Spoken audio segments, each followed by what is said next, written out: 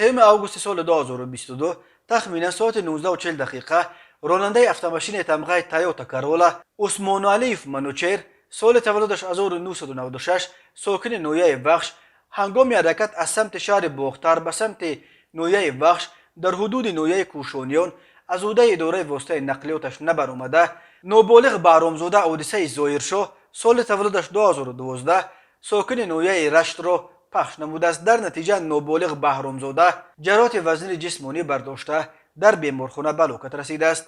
از روی این حادثه تحقیقات ادامه دارد.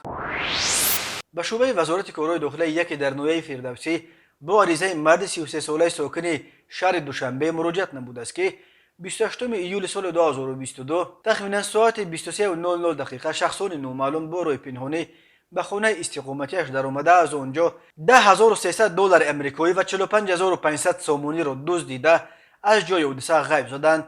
ضمن گذراندن چاره‌بینی‌های اپراتیوی جستجویی از جانب کارمندان میلیشیا نورسان 16 و 17 ساله ساکنان شهر دوشنبه همچون گمانبر در صادر نمودن جنایت دزدی دستگیر کرده شدند. این حادثه مورد تفتیش قرار دارد.